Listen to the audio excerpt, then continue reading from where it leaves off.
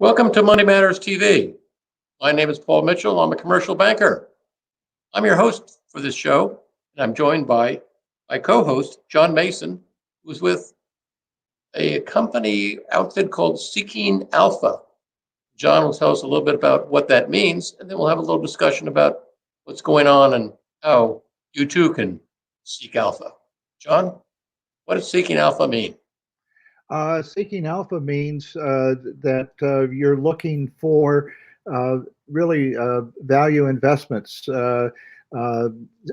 Alpha is a term that is used to capture the investment in individual firms and not the action in the stock market that comes from total market movements.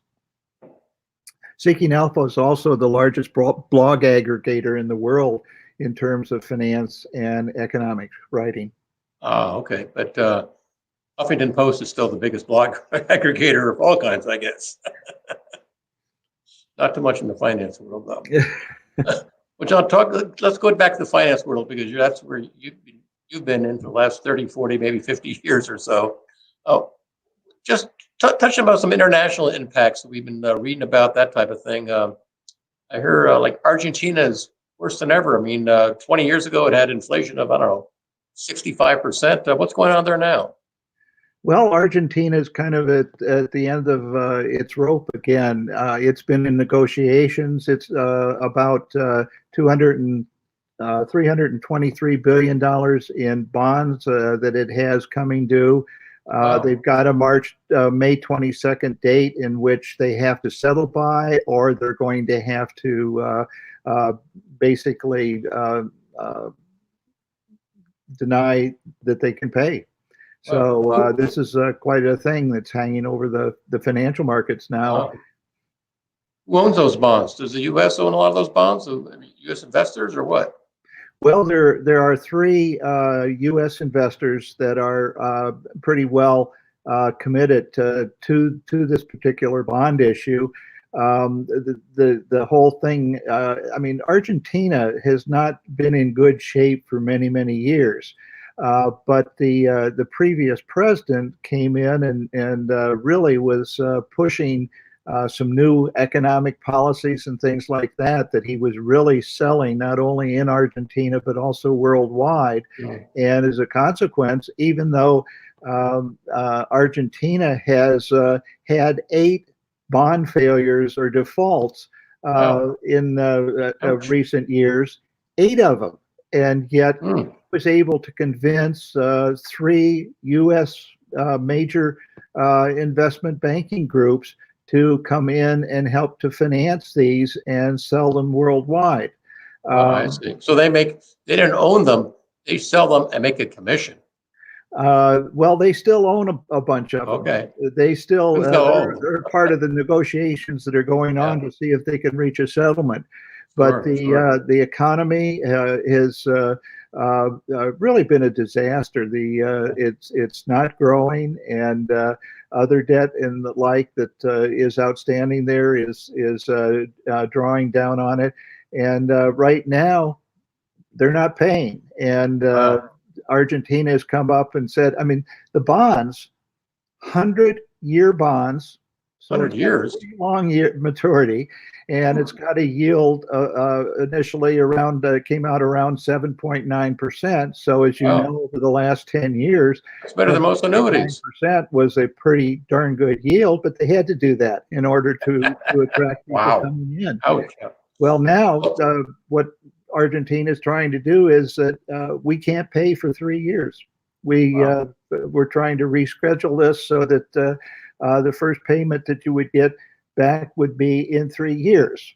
One of the difficulties with that is that the current regime goes out of power in 3 years. Wow. So they would be basically trying to lengthen the payoff or any payoffs until they were out of office and consequently did not have to deal with it. And of course, this makes it very unsatisfactory for the bondholders in order to make a deal. Well, I know one part of the Argentine economy, which I'm very favorable about, and I'm very a good supporter, is their excellent Malbec wine. Let me tell you, good stuff gets better every year and reasonably priced. But Sounds getting good. back to the U.S., I've been reading about we have a $3 trillion stimulus that's been going on for the last couple of months. I said, well, how much is 3 trillion? So I looked up what's the GNP, gross national product, economic output of the United States for a whole year. 21 trillion. 3 compared to 21, 1/7. That to me seems like the 3 trillion represents 2.5 months of complete US GNP stoppage.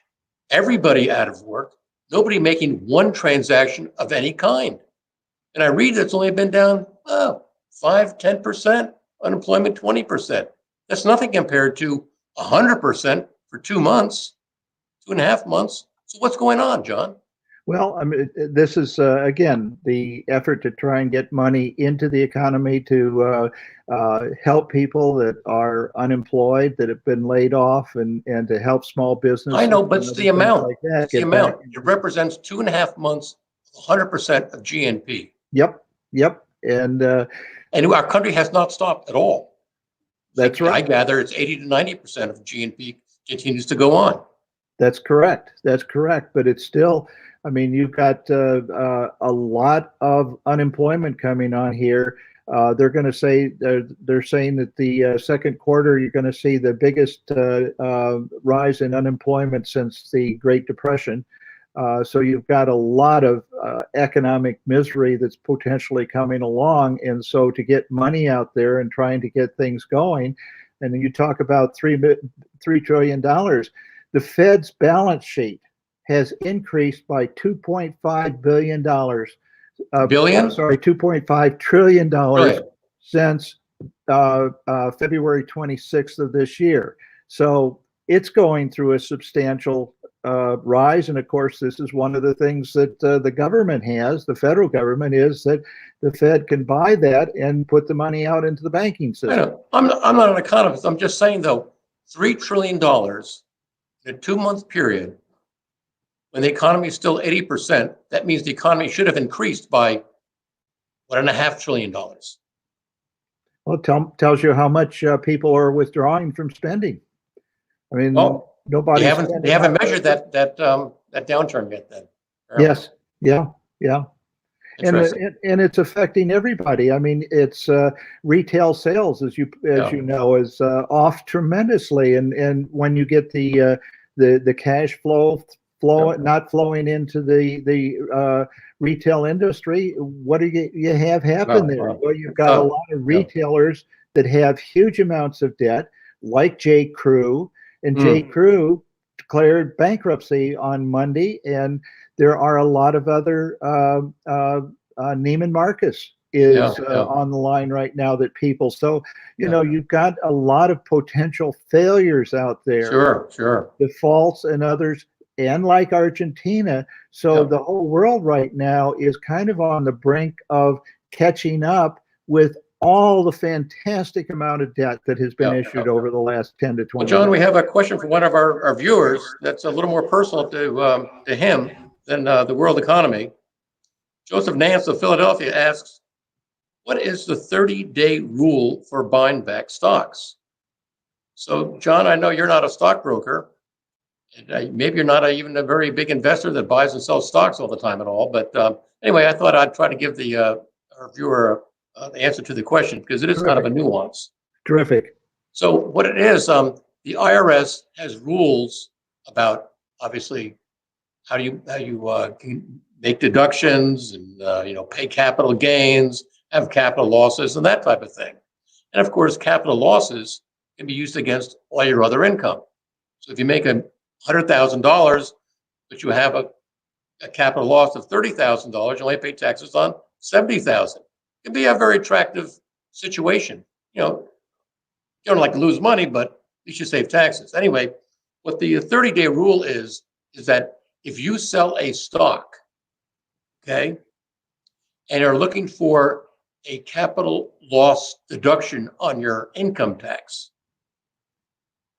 You cannot have bought that stock within 30 days before you sold it or 30 days after. You may say, well, how could I buy it 30 days before I sold it? Okay. Well, you could, yeah, you could buy it in anticipation. You could buy an option on it, that type of thing. There are lots of various ways. I mean, the more typical thing would be you sell a stock today to take a loss for tax purposes. It's advantageous, right? You buy the stock back the next day. So now your position hasn't changed, but you've got an IRS tax advantage. IRS wanted to close that loophole. So there you go. Another similar description of it is also called a wash sale. So by washing it, you say you sold it 1 second, you bought it back the second. What's your net result? A wash. So a lot of opportunities for I'm sure selling stocks at a loss these days and we're having wash sales. But the things will turn around and the stocks will go back up again. So hope that answers your question. And if you too want to send a question to Money Matters TV, here's how you do it. Okay. I am going to take myself off the screen and then you can introduce Mark, but just give me 10 seconds, okay? Sure.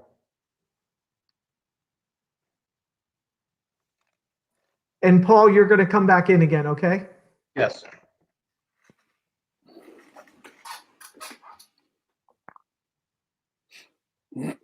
Paul, where are you going?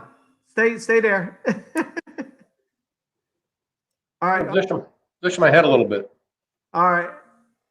Okay.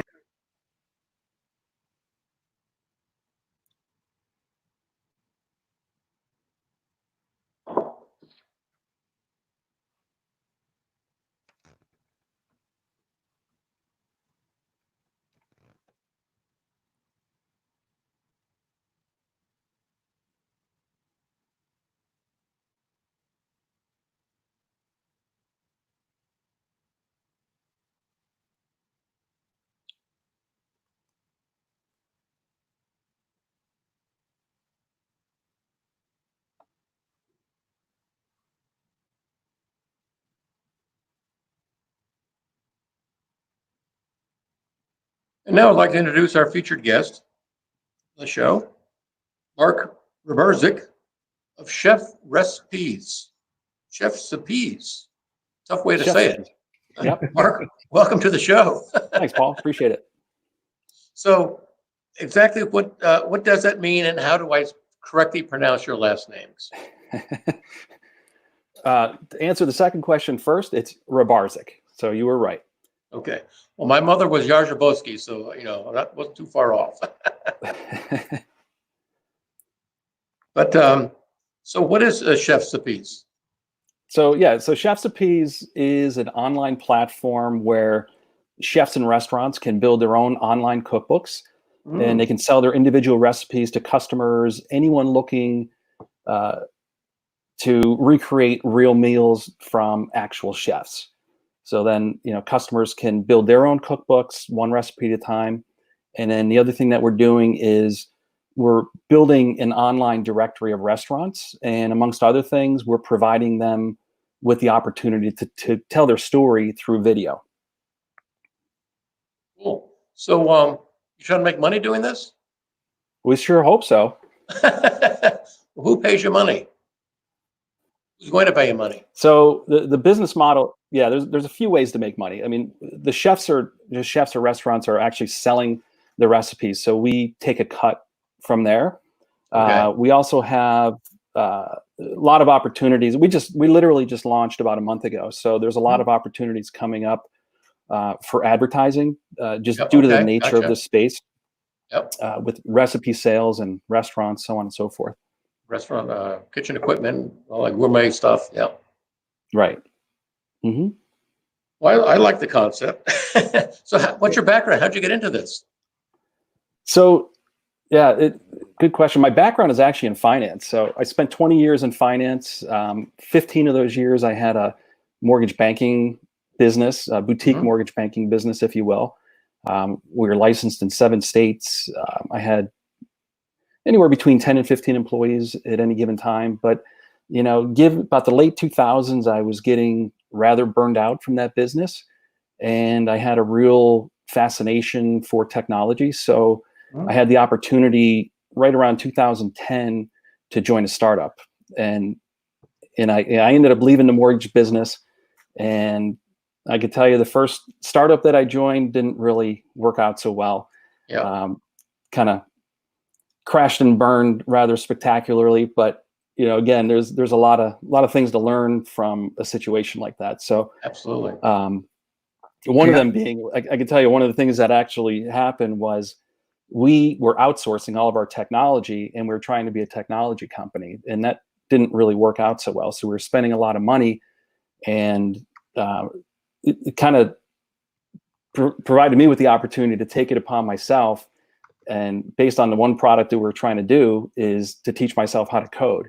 So back then I taught myself how to code, and I completely reinvented myself as a web developer since then. May I jump in here a minute? Sure, John. How did you, you've only been in business a month. What was the process that you found in terms of starting this company? Did you work with the Angel Finance Group to finance it, or how did you put the pieces all together to get into business? No, and that's a good question, because, in the past I would have said, yeah, you need money from angels because we have to pay these engineers to build the product that we want. So, with having the ability now to code and build my own website, build platforms, I've been building e-commerce business platforms for the past 8 to 10 years. So that really provided me with the opportunity to build it myself. You can put something online other than your time to build it. It's relatively inexpensive to host a website or a platform. There's a lot of, inexpensive ways that, in a lot of companies out there that are willing to help, where you can kind of pay as you go, which is really, really beneficial to help you scale. Now, did you work with anybody else in terms of developing your ideas, or was this kind of a sole project for you? No, this one in particular was my partner. So my partner's name is Chris Lamara, and he came up with the idea maybe about a year ago. He was kicking it around. Started really as an idea to help chefs to train their staffs.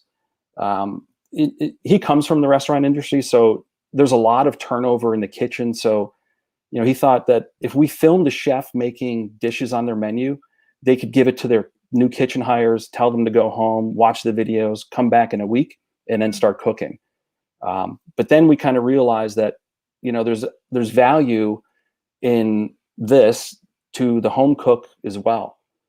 So one of the things that, you can imagine if you're traveling, which, maybe right now is tough to imagine because we're stuck at home. But imagine you had a great meal somewhere and you really wanted the opportunity to recreate that at home. So you ask the chef, hey, would it be okay if I have this recipe so I can try this at home? Chances are he's not going to give it to you because, number one, he's working.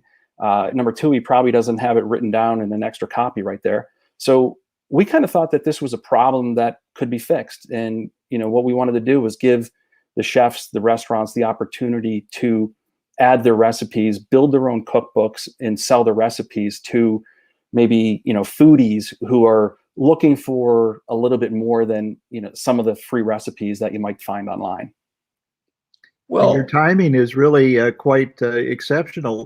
Did you, you've done this before. Have you noticed a change in terms of what you had to go through now relative to earlier experiences?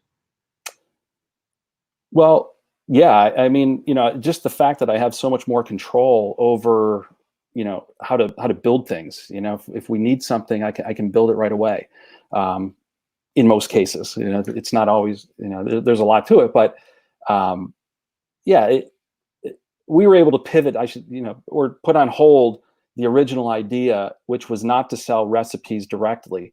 But it became pretty evident maybe late February, when this pandemic looked like it was going to be here for a while.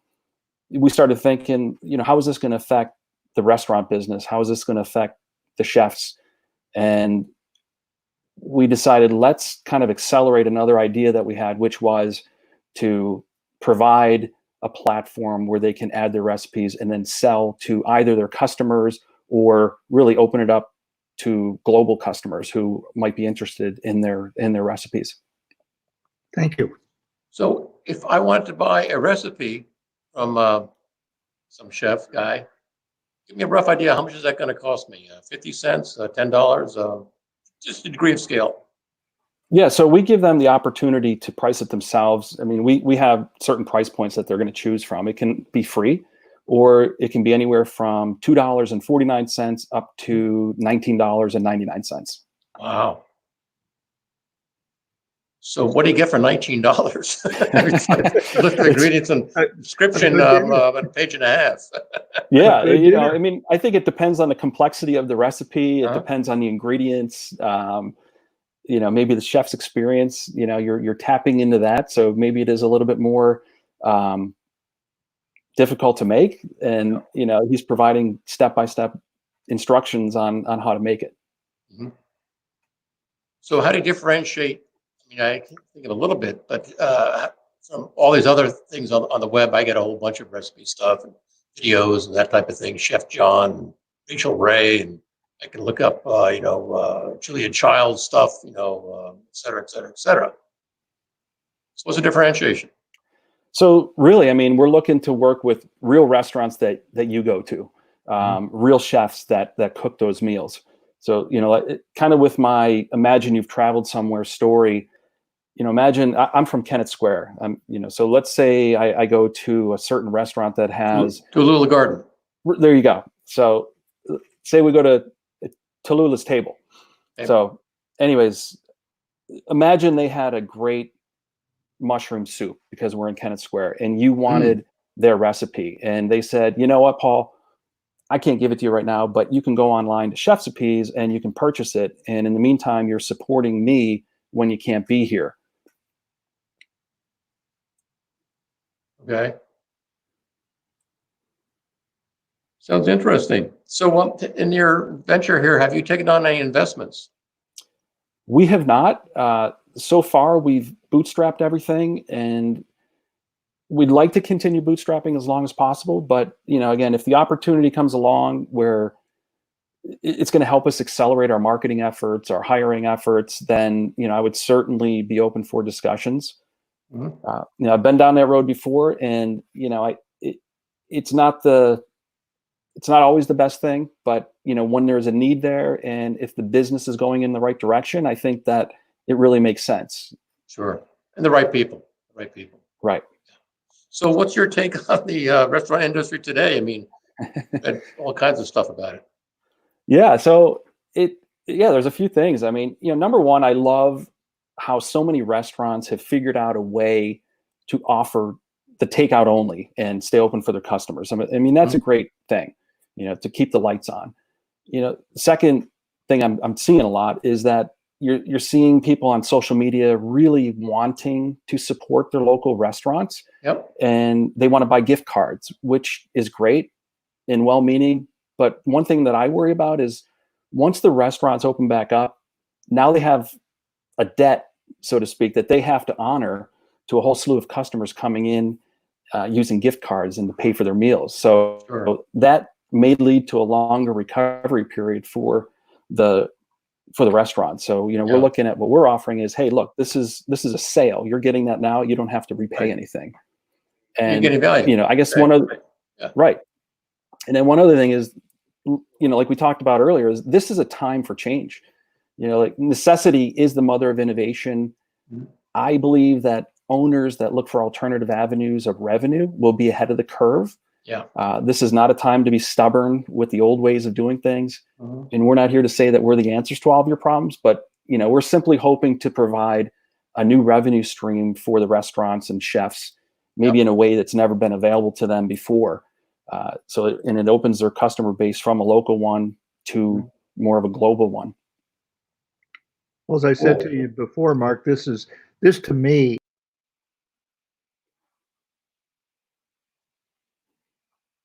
innovation. I just talk with an awful lot of other young people that are making innovations like you're doing, finding a missing market or something like that. And it's just amazing, I think, what we're going to find in the next 2 or 3 years in how all this has changed things. Just fascinating. Yeah, and this is just one, it's not a small industry, it's a large industry, but you're going to see innovation obviously everywhere. And that's important. I mean, I'll give an example. Yesterday, Cinco de Mayo, I and my significant other and a jillion other people said, "Oh, what a great idea to do a little something different, a little celebration type of thing." There's this lovely little Mexican restaurant down the road. Let's call them up, go online, and order something from them to help them out. Great, no problem, et cetera, et cetera. 6 o'clock pickup. I'm there. 15 people wearing masks, et cetera, et cetera, et cetera, et cetera. And by 7:30, I was out of there. They had no clue what was going to go on, or they just said, "Come on in," and whatever. I don't know, but there were a lot of people trying to help. That's what it was in my book. That's great. And a lot of frustrated people, but there was very little gruntleness in terms of, "What are you guys doing? You're crazy," or whatever. People just sat and waited, and we're happy to be part of it and have a little celebration. That's great. So, I mean, they have good stuff. I mean, they could probably sell some recipes. Yeah, let's hope so. Hopefully they're watching. Yeah. So, in the future of the industry itself, innovation. I mean, do you think? If 30% or whatever it is, 40% of the restaurants go out of business and stuff, isn't it a great opportunity for either the remaining restaurants or new restaurants to come in and suck up that vacuum? Because Americans love to go out to restaurants. Yeah, absolutely. They go out more than they buy at the grocery store. I understand. Yeah, and I think there's a lot of questions that we don't even know yet. Like, how are people going to react when things open back up? How many customers can a restaurant accommodate at the time? It might be half of what they were used to. Sure. And that kind of parlays into, what are the prices of commercial real estate going to look like? Are they going to be able to afford their spaces they're in? Yep. So yeah, there's a lot of things I think that we don't know yet. But from what I can see is, not many will. Well, many will survive, many will not. But the ones that innovate, or however that looks, will position themselves to better succeed in the future. So much depends on what the trajectory of this is going forward. I mean, the people talking about a second wave coming in the fall and other things like that. I mean, goodness, you stay loose, you stay doing what you know how to do, and promote it. And it just, again, it's so much is going to depend on what happens over the next 6 months to 2 years. Okay, well, it's going to be an adventurous time. So, Mark, thank you very much. Congratulations on an innovative concept. Thank you. Applaud you. Good luck. Best of luck. We're going to be closing our show for at this time. And just want to remind our audience that on this show, your money matters. Good night.